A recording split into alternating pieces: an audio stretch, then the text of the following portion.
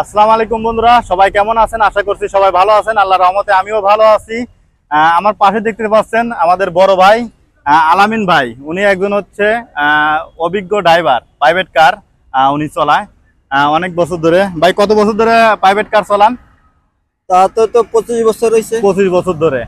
বাইরে কালকে একটা ইউটিউব চ্যানেল খুলে দিলাম আমি, আর আজকে আমরা আমার দোকানে গেছিল আশুলিয়াতে। কালকে যাই আমার দোকান দেখে আসছে, ভাইয়ের সাথে কথাবার্তা বলছি। ভাই আসলে অনেক ভালো মানুষ।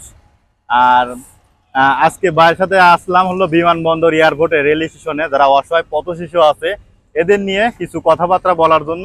আসলে ভাইও চাই যে কিছু এইসব আমার ভিডিও দেখে একটু ভালো লাগছে।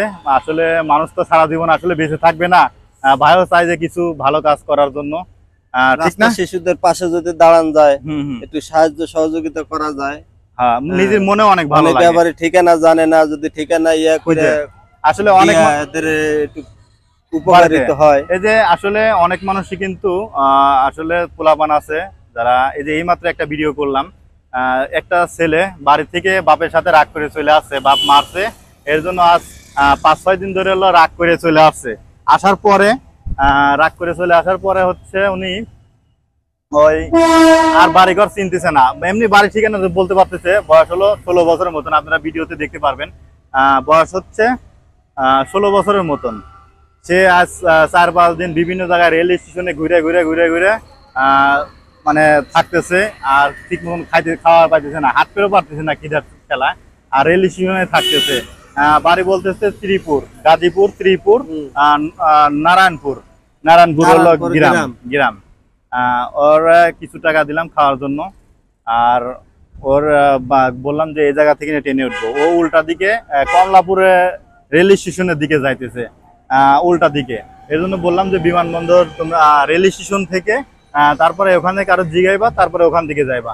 আসলে তাই আমি যারা হারায় গেছে, মা বাপ নাই বা মা বাপ আছে, রাগ করে চলে আসছে, তাদের যেন ঘরে তাদের ফ্যামিলির কাছে পৌঁছায় দিতে পারি। আর যারা অসহায় আছে বা একদম যারা সেগুলা ভিডিও আপনাদের মাঝে তুলে ধরার চেষ্টা করি।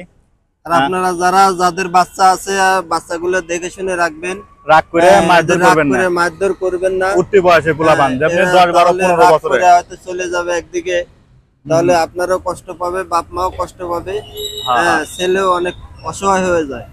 আমরা রাস্তাঘাটে হাঁটি তো অনেক অসহায় শিশু দেখা যায়।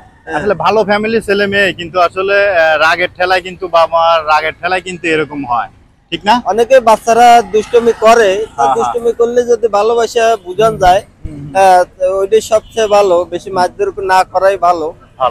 তাহলে তারপরে আপনার একটু বুঝে শুনাইয়া পড়াশোনা করাবেন, যাই করেন একটু এটা আপনারা করাইলে তাহলে সুন্দর। আর আমার এই ভিডিও যারা ফেসবুক থেকে দেখতেছেন ফলো করে সাথে থাকবেন, আর যারা ইউটিউব চ্যানেল থেকে দেখতেছেন চ্যানেলটি সাবস্ক্রাইব করে আমাদের পাশে থাকবেন। আমরা যেন প্রতিনিয়ত এরকম অসহায় পথ শিশুদের পাশে বা বিভিন্ন অসহায় গরিব দুঃখী মানুষের পাশে তাদের জীবন গল্প আপনাদের মাঝে তুলে ধরতে পারি। আমাদের পাশেই থাকবেন, সবাই ভালো থাকবেন। আল্লাহ হাফেজ। আল্লাহ হাফেজ।